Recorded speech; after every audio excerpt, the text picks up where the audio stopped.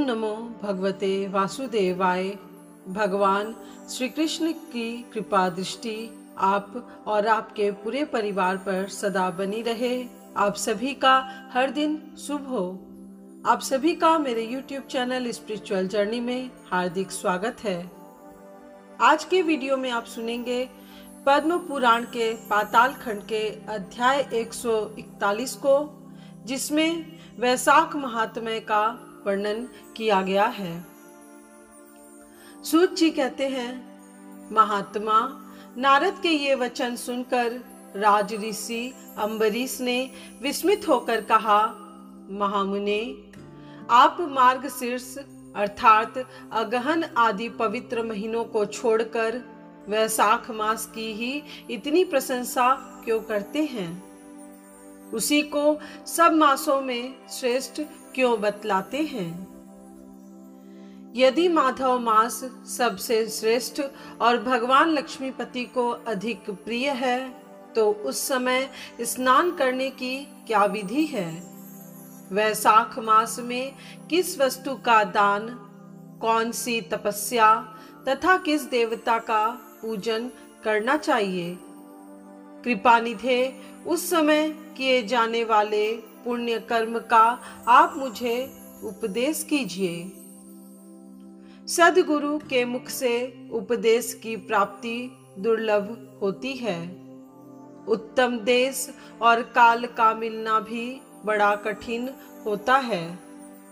राज्य प्राप्ति आदि दूसरे कोई भी भाव हमारे हृदय को इतनी शीतलता नहीं प्रदान करते जितनी कि आपका यह समागम।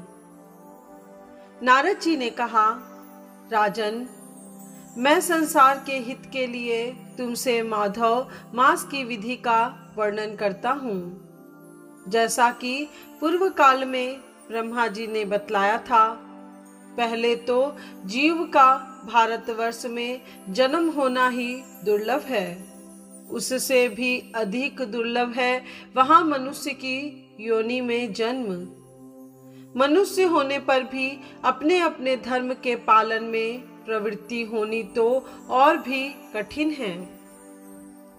उससे भी अत्यंत दुर्लभ है भगवान वासुदेव में भक्ति, और उसके होने पर भी माधव मास में स्नान आदि का सुयोग मिलना तो और भी कठिन है।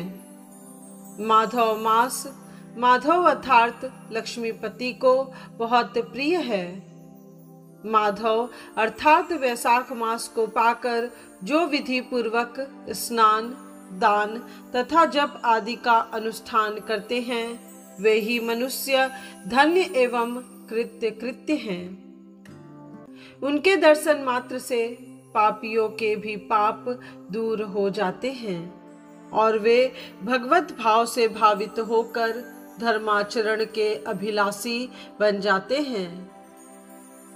वैशाख मास के जो एकादशी से लेकर पूर्णिमा तक अंतिम 5 दिन हैं, वे समूचे महीने के समान महत्व रखते हैं। राजेंद्र, जिन लोगों ने वैशाख मास में भांति भांति के उपचारों द्वारा मधु दैत्य के मारने वाले भगवान लक्ष्मीपति का पूजन कर लिया, उन्होंने अपने जन्म का फल पा लिया। भला कौन सी ऐसी अत्यंत दुर्लभ वस्तु है जो वैशाख के स्नान तथा विधि पूर्वक भगवान के पूजन से नहीं प्राप्त होती? जिन्होंने दान, होम, जप, तीर्थ में प्राण त्याग तथा संपूर्ण पापों का नाश करने वाले भगवान श्री नारायण का ध्यान नहीं किया, उन मनुष्यों का जन्म इस संसार में व्यर्थ ही समझना चाहिए।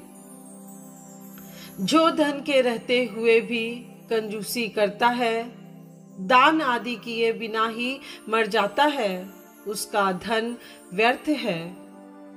राजन, उत्तम कुल में जन्म, अच्छी मृत्यु, श्रेष्ठ भोग, सुख, सदा दान करने में अधिक प्रसन्नता, उदारता तथा उत्तम धैर्य, ये सब कुछ भगवान श्री विष्णु की कृपा से ही प्राप्त होते हैं।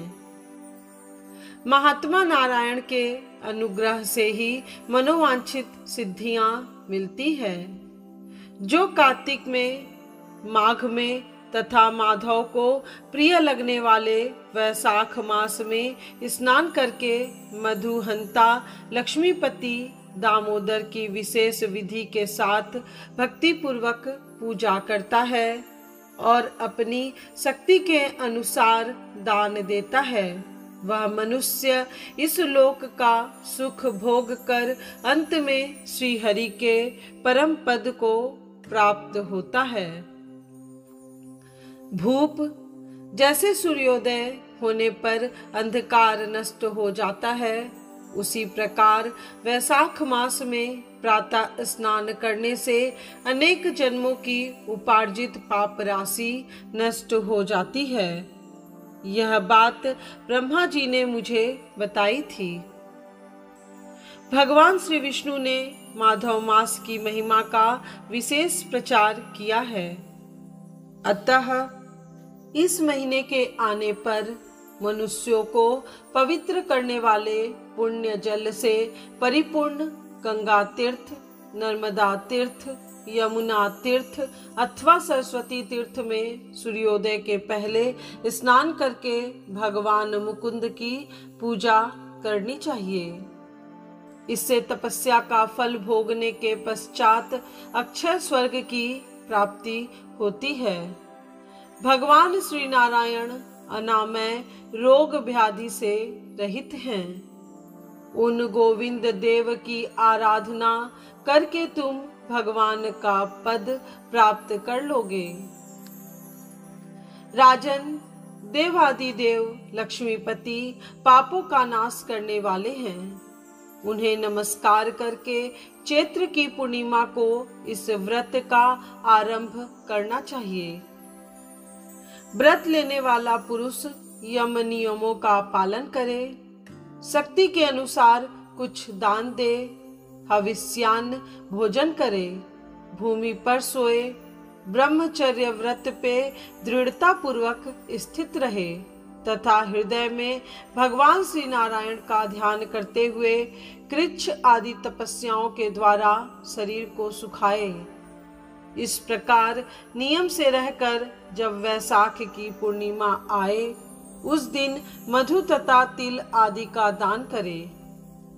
श्रेष्ठ ब्राह्मणों को भक्ति पूर्वक भोजन कराए, उन्हें दक्षिणा सहित धेनु दान दे तथा वैशाख स्नान के व्रत में जो कुछ त्रुटि हुई हो उसकी पूर्णता के लिए ब्राह्मणों से प्रार्थना करे।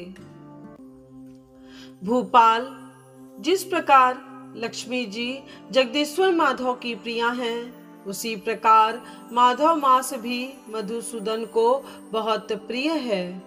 इस तरह उपर्युक्त नियमों के पालन पूर्वक 12 वर्षों तक वैशाख स्नान करके अंत में मधुसूदन की प्रसन्नता के लिए अपनी शक्ति के अनुसार व्रत का उद्यापन करे। अम्बरीश, पूर्व काल में ब्रह्मा जी के मुख से मैंने जो कुछ सुना था वह सब वैशाख मास का महात्म्य तुम्हें बता दिया। अम्बरीश ने पूछा, मुने, स्नान में परिश्रम तो बहुत थोड़ा है, फिर भी उससे अत्यंत दुर्लभ फल की प्राप्ति होती है। मुझे इस पर विश्वास क्यों नहीं होता? मुझे मोह क्यों हो रहा है? नारद जी ने कहा, राजन, तुम्हारा संदेह ठीक है। थोड़े से परिश्रम के द्वारा महान फल की प्राप्ति असंभव सी बात है। तथापि इस पर विश्वास करो, क्योंकि यह ब्रह्मा जी की बताई हुई बात है। धर्म की गति सूक्ष्म होती है, उसे समझने में बड़े बड़े पुरुषों को भी कठिनाई होती है। श्री हरि की शक्ति अचिंत्य है, उनकी कृति में विद्वानों को भी मोह हो जाता है। विश्वामित्र आदि क्षत्रिय थे, किंतु धर्म का अधिक अनुष्ठान करने के कारण वे ब्राह्मणत्व को प्राप्त हो गए। अतः धर्म की गति अत्यंत सूक्ष्म है। भूपाल, तुमने सुना होगा, अजामिल अपनी धर्म पत्नी का परित्याग करके सदा पाप के मार्ग पर ही चलता था। तथापि मृत्यु के समय उसने केवल पुत्र के स्नेहवश नारायण कहकर पुकारा। पुत्र का चिंतन करके नारायण का नाम लिया, किंतु इतने से ही उसको अत्यंत दुर्लभ पद की प्राप्ति हुई। जैसे अनिच्छा पूर्वक भी यदि आग का स्पर्श किया जाए तो वह शरीर को जलाती ही है, उसी प्रकार किसी दूसरे निमित्त से भी यदि श्री गोविंद का नामोच्चारण किया जाए तो वह पाप राशि को भस्म कर डालता है। जीव विचित्र है, जीवों की भावनाएं विचित्र हैं। कर्म विचित्र है तथा कर्मों की शक्तियां भी विचित्र हैं। शास्त्र में जिसका महान फल बताया गया हो वही कर्म महान है, फिर वह अल्प परिश्रम साध्य हो या अधिक परिश्रम साध्य। छोटी सी वस्तु से भी बड़ी से बड़ी वस्तु का नाश होता देखा जाता है। जरा सी चिंगारी से बोझ के बोझ तिनके स्वाहा हो जाते हैं। जो श्री कृष्ण के भक्त हैं उनके अनजाने में किए हुए हजारों हत्याओं से युक्त भयंकर पातक तथा चोरी आदि पाप भी नष्ट हो जाते हैं।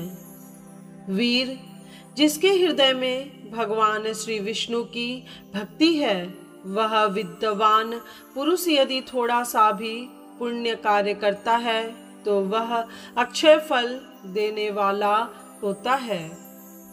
अतः माधव मास में माधव की भक्ति पूर्वक आराधना करके मनुष्य अपनी मनोवांछित कामनाओं को प्राप्त कर लेता है। इस विषय में संदेह नहीं करना चाहिए।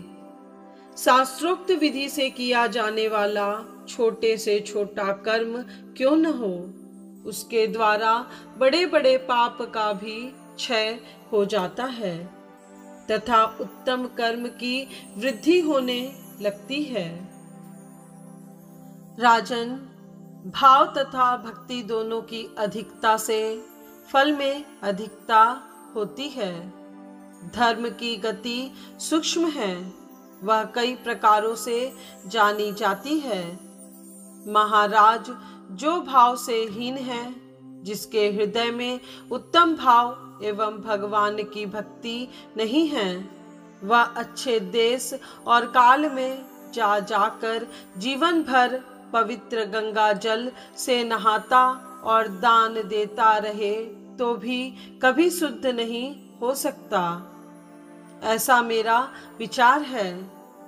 अतः अपने हृदय कमल में शुद्ध भाव की स्थापना करके वैशाख मास में प्रातः स्नान करने वाला जो विशुद्ध चित्त पुरुष भक्ति पूर्वक भगवान लक्ष्मीपति की पूजा करता है, उसके पुण्य का वर्णन करने की शक्ति मुझ में नहीं है।